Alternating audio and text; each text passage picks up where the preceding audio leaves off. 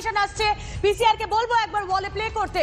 কি ইনফরমেশন আমরা পাচ্ছি? দুটোই ইনফরমেশন। মাধ্যমিকের প্রথম দিন সোশ্যাল মিডিয়ায় ভাইরাল, প্রশ্নে বিতর্ক। এই মুহূর্তে আমরা জানতে পারছি পরীক্ষা শুরুর পর একটি প্রশ্নপত্রের পাতার ছবি ভাইরাল হয়, সোশ্যাল মিডিয়ায় ছড়িয়ে পড়ে। এবছর প্রতিটি প্রশ্নেই ছিল বিশেষ কিউআর কোড। আর কি জানা যাচ্ছে? ভাইরাল হওয়া প্রশ্নপত্রেও ছিল কিউআর কোড। পাশাপাশি এই অভিযোগ সত্যি হলে দুই পরীক্ষার্থীর পরীক্ষা বাতিল হতে পারে, এমনটাই সূত্রের খবর। আর এই কিউআর কোডের সূত্র ধরেই দুই পরীক্ষার্থীকে চিহ্নিত করেছিল পর্ষদ। কথা বলবো, সুমন মহাপাত্র রয়েছেন আমাদের সঙ্গে। সুমন,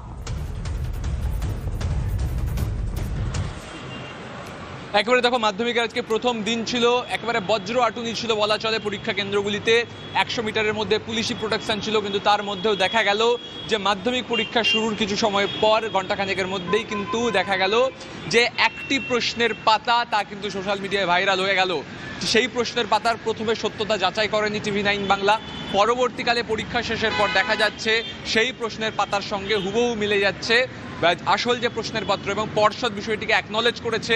পর্ষদের তরফ থেকে কিউআর কোড এবারে অ্যাড করা হয়েছিল, সেই কিউআর কোডের সূত্র ধরে দুজন পরীক্ষার্থীকে চিহ্নিত করা হয়েছে, তাদের পরীক্ষা বাতিল করা হবে, এমনটাই পর্ষদ সূত্রে খবর। আমাদের সঙ্গে থাকো, আমাদের প্রতিনিধি প্রসেনজিৎ চৌধুরীর এক্সক্লুসিভ একটা রিপোর্ট আপনাদের দেখায়।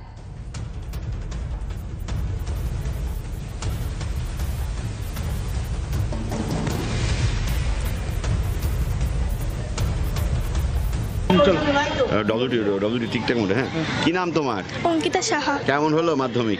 হয়েছে ভালোই, মোটামুটি হয়েছে। প্রস্তুতি ভালো ছিল? হ্যাঁ। কোন স্কুলে পড়ো তুমি? হাকিমপাড়া বালিকা বিদ্যালয়। আচ্ছা আচ্ছা, এই প্রশ্নগুলো এসেছিল, এই দেখো তো, শিশুর শরীর কুসুমের মতো, IPL শুরু হলো যারা, এই দেখ কলকাতায়, এই দেখো এই বাক্যটি কি বাক্য, কোথায় একটু বার করো প্রশ্নে। কোন পেজ এটা? সেকেন্ড পেজে 1 পয়েন্ট। কই দেখি। আচ্ছা, এই যে শিশুর শরীর কুসুমের মতো কোমল, এই বাক্য কোমল হলো, এই যে IPL শুরু হলো, অর্থাৎ এই প্রশ্নগুলো এসেছিল না? হ্যাঁ। আচ্ছা, পেরেছো? হ্যাঁ পেরেছি, এখন দেখি কি হয়। আচ্ছা, কি নাম তোমার? তোমার সঙ্গে কথা বলি, কি নাম? স্বস্তিকা। কেমন হলো পরীক্ষা? ভালো হয়েছে। আচ্ছা, এই প্রশ্নগুলো এসেছিল, এই যে IPL, এই প্রশ্নগুলো তো সব এসেছিল না? হ্যাঁ, এটা এই যে দেখো, পড়ো। হ্যাঁ হ্যাঁ এসেছে একদম। মাধ্যমিক পরীক্ষার্থীরা। প্রসেনজিৎ চৌধুরী আমাদের প্রতিনিধি, সেই ভাইরাল প্রশ্নপত্র নিয়ে যখন ছাত্রছাত্রীদের প্রশ্ন করছেন, তারা বলছেন যে হ্যাঁ এই প্রশ্নগুলোই এসেছিল। আমি চলে যাব, আমাদের প্রতিনিধি প্রসেনজিৎ চৌধুরী রয়েছেন সঙ্গে। প্রসেনজিৎ, আমরা তোমার প্রতিবেদন দেখলাম এবং সেখানে ছাত্রীরা তারা বলছেন তুমি যে প্রশ্নগুলো দেখাচ্ছ, যা ভাইরাল হয়েছে সোশ্যাল মিডিয়ায়, যা নিয়ে বিতর্ক শুরু হয়েছে, তারা বলছেন হ্যাঁ এগুলো এসেছিল। একদম, দেখো এই প্রশ্ন আমাদের কাছেও রয়েছে। পরীক্ষা শুরুর পর নির্দিষ্ট হোয়াটসঅ্যাপের মাধ্যমে এই প্রশ্ন ছড়িয়ে পড়ে, সেই প্রশ্ন TV9 বাংলার কাছেও আসে, কিন্তু তখন ভিতরে পরীক্ষা চলছিল। পরীক্ষা শেষের পর আমরা ছেলে মেয়েদেরকে জিজ্ঞাসা করি, এই যে প্রশ্ন আমাদের কাছে আছে, যা পরীক্ষা চলাকালে আমরা পেয়েছিলাম, বাইরে এসেছিল, সেটি কি আসল প্রশ্নের সঙ্গে মিলছে? প্রত্যেকটা ছাত্রছাত্রী বলছেন হ্যাঁ, হুবহু আসল প্রশ্নপত্র। মোট 6টা প্রশ্ন কিন্তু, অর্থাৎ যে দ্বিতীয় পাতা, এই যে বাংলা প্রশ্ন, এই প্রশ্নের যে দ্বিতীয় পাতা, সেই পাতা হোয়াটসঅ্যাপের মাধ্যমে বাইরে বেরিয়ে আসে, যার সঙ্গে বাস্তবের প্রশ্নপত্র হুবহু মিলে যাচ্ছে। এখন যে প্রশ্নটা সামনে আসছে, মাধ্যমিক পরীক্ষাকে কেন্দ্র করে নানা সতর্কতামূলক পদক্ষেপ করা হয়েছিল। আমরা কদিন আগেই টেট পরীক্ষার সময় একই সতর্কতা দেখেছিলাম, সেক্ষেত্রেও একই ঘটনা ঘটেছিল। এবারও কিভাবে তাহলে প্রশ্নপত্র বাইরে বেরিয়ে এলো? মধ্যশিক্ষা পর্ষদের তরফে এখনো কোনো প্রতিক্রিয়া মেলেনি, কিন্তু এই ঘটনা সামনে আসার পর ছাত্রছাত্রী থেকে অভিভাবক তারা উদ্বিগ্ন।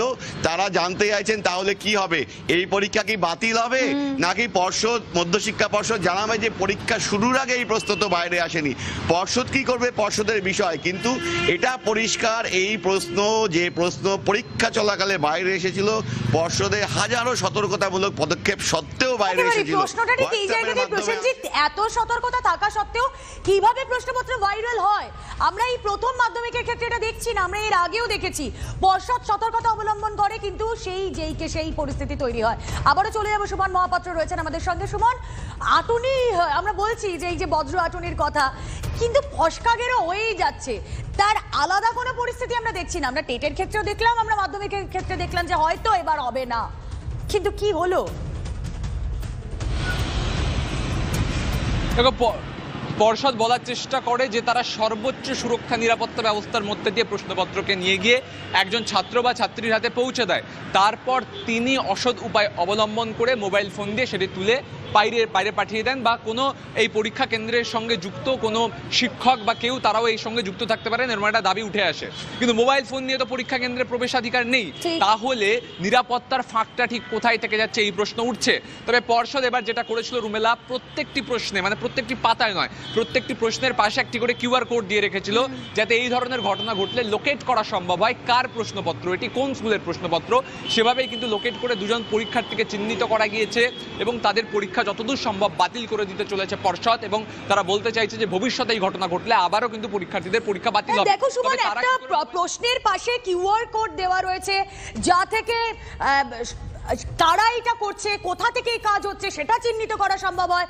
তুমি বললে সর্বোচ্চ নিরাপত্তা, সর্বোচ্চ সুরক্ষা, এই দিকটায় নজর রাখা হয়, কিন্তু তাও ফাঁক গলে কি করে এই ধরনের ঘটনা ঘটছে? আমি বলছি গোড়ায় কেন এটাকে আটকানো যাচ্ছে না?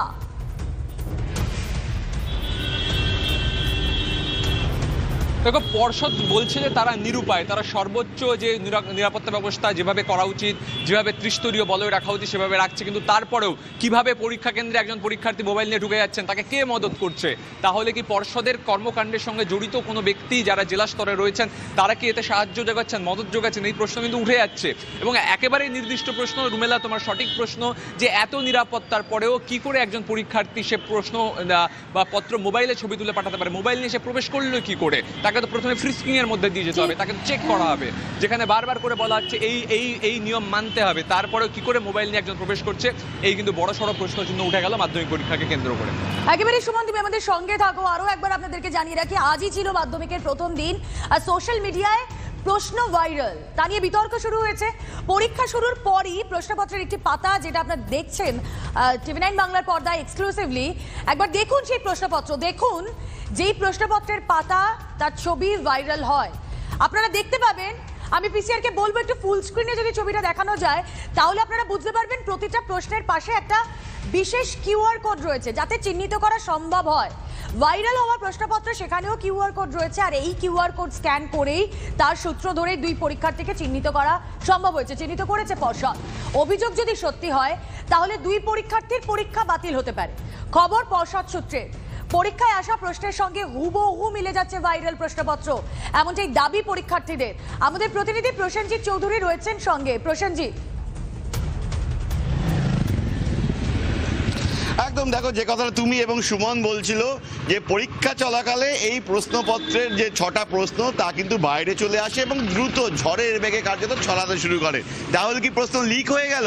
এই খোঁজ করতে যেতেই পর্ষদ জানিয়ে দেয় প্রত্যেকটি প্রশ্নের মাঝখানে একটি করে কিউআর কোড আছে। প্রত্যেকটি যে পাতা, সেই পাতার মাঝখানে যে ছবি আমরা দর্শকদের ফুল স্ক্রিনে দেখাচ্ছিলাম, যে প্রশ্নপত্রের যেটি বাইরে এসছে, সেখানেও কিন্তু অন্তত 2 জায়গায় কিউআর কোড দেখা যাচ্ছে। সেই কিউআর কোড স্ক্যান করেই পর্ষদ জানিয়ে দেয় যে এই কিউআর কোড নির্দিষ্ট একটি স্কুলের 2 জন ছাত্রের প্রশ্ন। এবার তাহলে প্রশ্ন, তারা কিভাবে বাইরে নিয়ে আসলো এই প্রশ্ন? তখন তো তারা পরীক্ষা কেন্দ্রের ভিতরে। তাহলে কি তারা যাবতীয় সতর্কতামূলক ব্যবস্থা, নিরাপত্তা বিধিকে অগ্রাহ্য করে মোবাইল নিয়ে পরীক্ষা কেন্দ্রে ঢুকেছিল? কোনোভাবে যে ইনভিজিলেটর ছিলেন, যে পরীক্ষক, তুমি আমাদের সঙ্গে থাকো। শিক্ষক সংগঠনের নেতা, তার বক্তব্য শুনবো।